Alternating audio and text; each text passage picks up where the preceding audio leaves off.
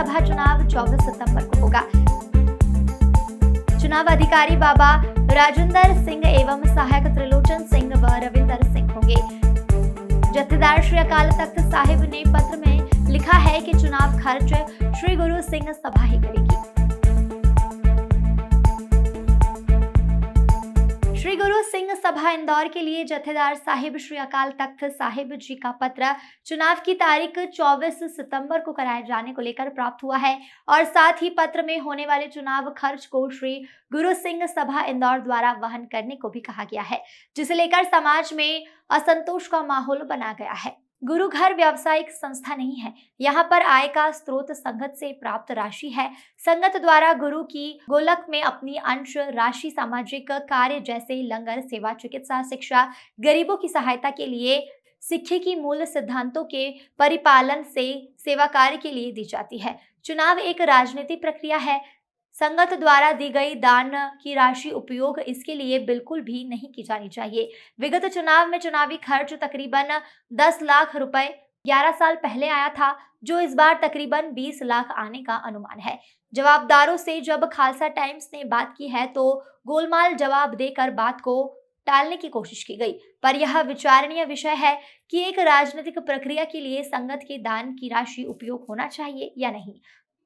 सुनिए जवाबदार क्या कहते हैं इस विषय पर। वाहिगुरू जी का खालसा, वाहिगुरू जी की फतेह। आज साडे नाल श्री गुरु सिंह सभा के नॉमिनेट मैंबर जगजीत सिंह जी तोडेजा सुक्कावीर जी साडे नाल ने। सिख समाज के श्री गुरु सिंह सभा के चुनाव होने जा रहे हैं। चुनाव जिस तरह हो रहे हैं, आरोप प्रत्यारोप, विवादित स्थितियाँ जड़ियाँ बन रही ने, तारीख को लैके जिस तरह तारीख चल रही है, इस तरह ही उन्हें भी अमृतसर साहब जत्थेदार जी अकाल तख्त वालों जी मीटिंग हुई सी, उस मीटिंग में भी बड़िया चर्चा हुई ने, आरोप प्रत्यारोप भी उत्थे लगे ने। असीं सुखवीर जी को जानना चाहते कि शहर में जोड़े चुनाव हो रहे हैं कि चुनाव किसी रूप में शांति नाल चुनाव नहीं हो सकते। वाहिगुरू जी का खालसा, वाहिगुरू जी की फतेह।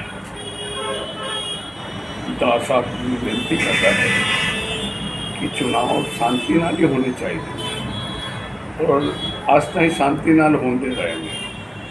ये तो चुनाव लड़ने वाले चाहिए कि साडी किस परिस्थिति में चुनाव लड़िया जाए और किस हद तक गल्लां कीतियां। मैं ये नहीं आखदा कि चुनाव शांति नाल हो।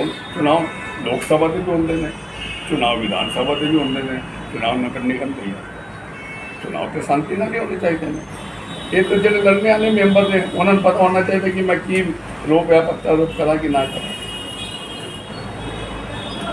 जिस तरह स्थितियाँ बढ़िया हुई ने चुनाव लैके, इस तरह लग रहा है कि किसी सांसद के चुनाव होने या देश में चुनाव होने, इंदौर जो इतना बड़ा माहौल बनया हुआ है और फेसबुक व्हाट्सएप पर जोड़े जिस तरह के कमेंट और जिस तरह दी गल्लां होंदियां ने, मेरा ख्याल मैं तुहाडी गल नाल बिल्कुल सहमत हाँ। इस समाज के चुनाव में हर बंदे को अपनी मर्यादा के अंदर जाना, किंतु परंतु ना कोई चुनाव नहीं लड़े जा सकते। मेरा ये हाथ जोड़ के बेनती, जरा भी चुनाव ला गया सभ्यता नाल, आपकी शालीनता नाल चुनाव लड़े, जिन सेवा मिले सेवा करो। नहीं चुनाव होंगे ने, चुनाव फिर इन्हें फिजूल खर्चे कह लो, अपन अननेसेसरी खर्चे, अननेसेसरी पार्टियां, अननेसेसरी बहुत सारे काम होंगे ने। हम चुनाव होंगे सिंह सभा के तो इसका खर्चा भी आएगा, तो खर्चा कौन बैन करेगा? वो खर्चा श्री गुरु सिंह सभा आज तक करती आई है। श्री गुरु सिंह सभा आज तक करती आई है। तो यह थोड़ा मनना है जत्थेदार साहब जी ने गल नहीं पहले भी जो चुनाव हुए हैं इतने खर्चे करके किए गए हैं। जैसे गुरदेव सिंह की पार्टियां जी किसी ने भी चुनाव हुए हैं पहले पूरा खर्चा इतने किया गया। नहीं उन्हें जत्थेदार जी से गल कही कि जरा चुनाव का खर्चा जत्थे श्री गुरु सिंह सभा ये तो होता ही है ना। आखना नहीं आखना तो बंदा छूटे चुनाव कि हो रहे हैं श्री गुरु सिंह सभा अब वोट श्री गुरु सिंह सभा ही कराइए। मेरा ये कहना थोड़ा कि भाई चुनाव के खर्चा ज़्यादा ना आवे ना हो ਉਹਦੇ ਵਾਸਤੇ ਸਾਡੇ ਪ੍ਰਧਾਨ ਸਾਹਿਬ ਨੇ ਕਈ ਵਾਰ ਬੇਨਤੀਆਂ ਕੀਤੀਆਂ ਨੇ ਕਿ ਸਰਬਸੰਮਤੀ ਨਾਲ ਚੁਣਾਵ ਕਰਾ ਲਿਆ।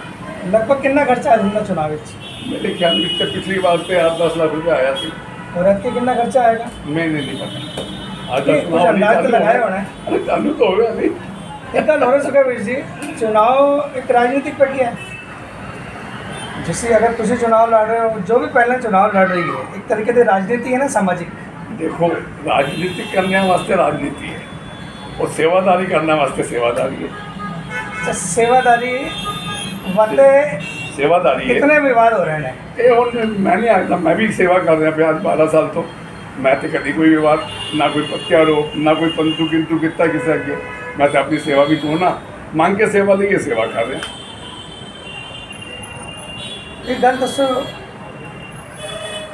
चुनाव तुसी लड़ना है या जिस भी पैनल ने लड़ना है? किसने लड़ना है? मेरा कहना है आप जी नाल मेरी सिंपल सी गल कि चुनाव जड़े हो रहे हैं, चुनाव की राजनीतिक प्रक्रिया है जो भी है, इस गुरु की गोलक का खर्चा चुनाव विच क्यों? मैं थोड़ी सारी गल्लां दसां, मैं यही गल तो हाथ जोड़ के बेनती कर रहा इलेक्शन ना होवे सिलेक्शन हो।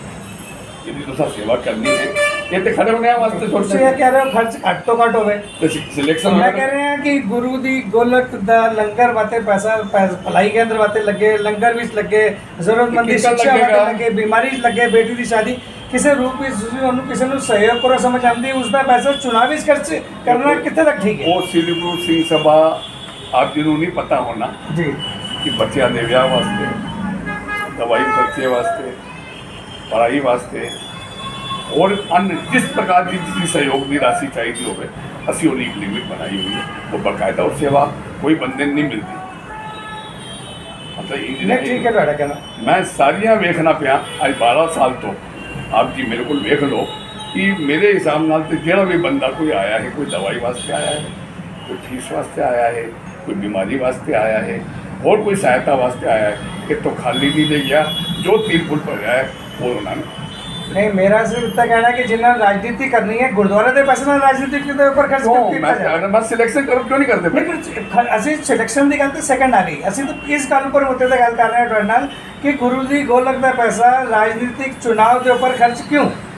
भाई राजनीति नहीं है। राजनीति है ना? नहीं सुनो मेरी गल, राजनीति बनाई गई है, राजनीति है नहीं। चलो राजनीति ने बनाई गई है जो भी, लेकिन गोलक का पैसा ਜਿਹੜਾ ਵੀ ਹੈਗਾ गोलक का पैसा चुनाव के ऊपर खर्च क्यों किया जा रहा है? फिर चुनाव कराना, चुनाव लड़ना है, अपने पैसे को लो, चुनाव कराना या फिर जो लोग पैनल मिल के लड़ रही है ना वो आपस में मिल करके खर्चे में चुप कर, ये क्यों ना सोचना चाहिए? नहीं ਤੁਹਾਡੀ भी जिम्मेदारी है इस गल पर बोलना। नहीं अगर मैं सुनो मेरी गल, मैं ना तो प्रधान है छोटा ना सेक्रेटरी हाँ, मैं एक मेंबर हाँ सेवादार, ये सारिया चीज़ा जनरल मीटिंग बुला लो जो संगत आके उस हिसाब ਤੁਸੀਂ ਇਸ ਫੇਵਰ ਵਿੱਚ ਹੋ ਕਿ ਸੰਗਤ ਦਾ ਪੈਸਾ ਚੁਣਾव ਦੇ ਉੱਪਰ ਖਰਚ ਕੀਤਾ ਜਾਵੇ? नहीं चुनाव नहीं चुनाव के ऊपर खर्च चुनाव यदि एक नियम बदले हुए, मेरी गल समझो, इस संस्था को चलाने वास्ते एक नियम बनाए हुए हैं, नियम के कन बने ने और गवर्नमेंट भी रजिस्टर्ड कराया गया, गवर्नमेंट भी रजिस्टर्ड कराया गया तो उन्होंने नियमावली चलेगी साथ और नियमावली नाल जो सिस्टम होता है वो फॉलो करना पड़ेगा। नहीं मैं ਤੁਹਾਡੀ ਨਿਯਮਾਵਲੀ ਨੂੰ ਕਿਸੇ ਉੱਪਰ ਪੈਸੇ ਨਹੀਂ ਦੇ, ਮੈਂ ਤਾਂ ਇਹ ਲਗਾ ਰਿਹਾ ਸੰਗਤ ਦੀ ਗੋਲਕ ਜਿਹੜੀ ਗੋਲਕ ਵਿੱਚ ਸੰਗਤ ਪੈਸੇ ਪਾਉਂਦੀ ਹੈ, ਖਰਚ ਕਰਦੀ ਹੈ, ਆਪਣਾ ਦਸਵੰਤ ਪਾਉਂਦੀ ਹੈ, ਕਿਸੇ ਵੀ ਰੂਪ ਵਿੱਚ ਵੀ ਸਹਿਯੋਗ ਦਿੰਦੀ ਹੈ, ਉਹ ਆਪਣੀ ਮਨੋਕਾਮਨਾ ਵਾਦੀ ਕਿਸੇ ਵਾਦੀ ਉਸ ਪੈਸੇ ਦਾ ਉਪਯੋਗ ਅਸੀਂ ਚੁਣਾਵ ਵਿੱਚ ਕਿਸ ਤਰ੍ਹਾਂ ਕਰ ਸਕਦੇ ਹਾਂ? नहीं कर नहीं सकते पर करना पड़ना ना। क्यों करना पैना है? सुनो मेरी गल, जिन्होंने चुनाव लड़न का शौक है नहीं नहीं होता, ये सिस्टम अलग है। मतलब ये एक रजिस्टर्ड संस्था है।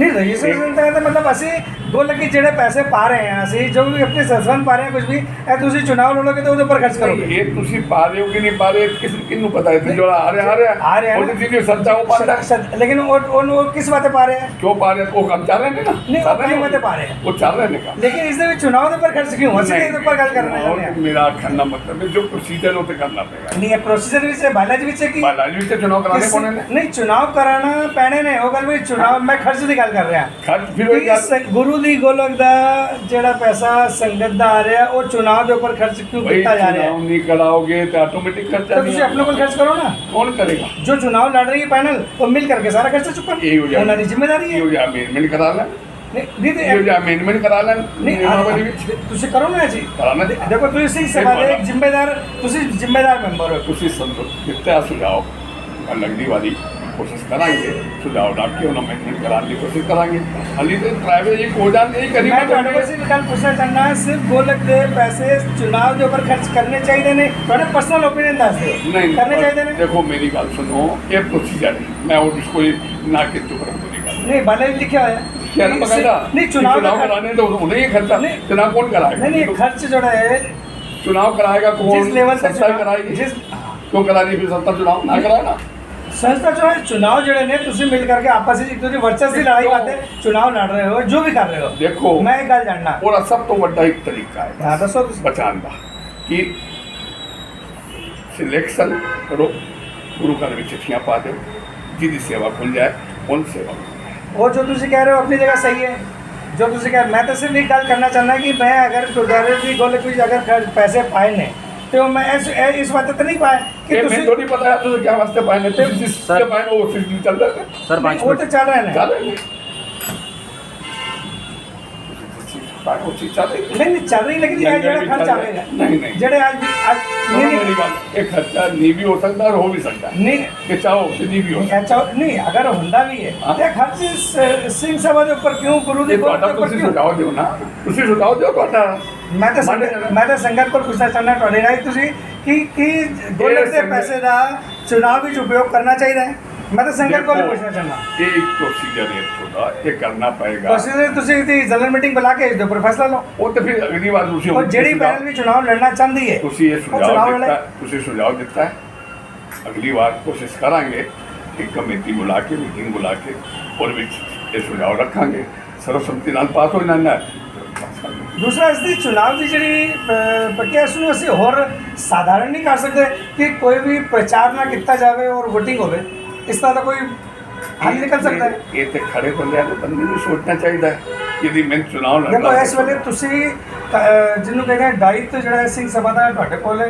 ਤੁਸੀਂ ਜ਼ਿੰਮੇਵਾਰੀ ਤੁਸੀਂ ਸੇਵਾਦਾਰ ਹੋ ਤੇ ਤੁਸੀਂ ਜਿਸ ਜਗ੍ਹਾ ਤੇ ਬੈਠੇ ਹੋ ਤੁਸੀਂ ਬੈਠ ਕਰਕੇ ਇਸ ਬਾਈਲਾਜ ਦੇ ਵਿੱਚ ਚੇਂਜ ਵਾਸਤੇ ਸਾਧਾਰਨ ਸਭਾ ਬੁਲਾ ਕਰਕੇ ਇਸ ਨੂੰ ਨਿਯਮ ਨੂੰ ਪਾਸ ਕਰ ਸਕਦੇ ਹੋ ਕਿ ਅਸੀਂ ਚੁਣਾਵ ਨੂੰ ਸਾਧਾਰਨ ਕਰਨੇ ਚਾਹੁੰਦੇ ਹਾਂ ਕੋਈ ਵਿਵਾਦਿਤ ਚੁਣਾਵ ਨਹੀਂ ਕਰਨਾ ਚਾਹੁੰਦੇ ਜਿਹਦੇ ਨਾਲ ਕੋਈ ਵੀ ਕਿਸੇ ਕੋਲ ਉਂਗਲੀ ਨਹੀਂ ਚੁੱਕੇ ਕੋਈ ਗੱਲ ਨਾ ਕਰੇ ਔਰ ਸ਼ਾਂਤੀ ਨਾਲ ਚੁਣਾਵ ਤੁਹਾਡਾ ਸੁਝਾਅ ਬਿਲਕੁਲ ਸਹੀ ਹੈ ਮੈਂ ਅਗਲੀ ਵਾਰ ਕੋਸ਼ਿਸ਼ ਕਰਾਂਗਾ ਹੁਣ ਤਾਂ ਚੁਣਾਵ ਪ੍ਰਕਿਰਿਆ ਚਾਲੂ ਹੈ ਇਹਦੇ ਵਿੱਚ ਤਾਂ ਕੁਝ ਕਰ ਨਹੀਂ ਸਕਦੇ ਹੁਣ ਜਿਕਨ ਵੀ ਕੋਈ ਸੁਝਾਅ ਆਏਗਾ अगली बार जनरल मीटिंग बुला के उनको अमेंडमेंट करा के कोशिश कराएंगे कि रुझान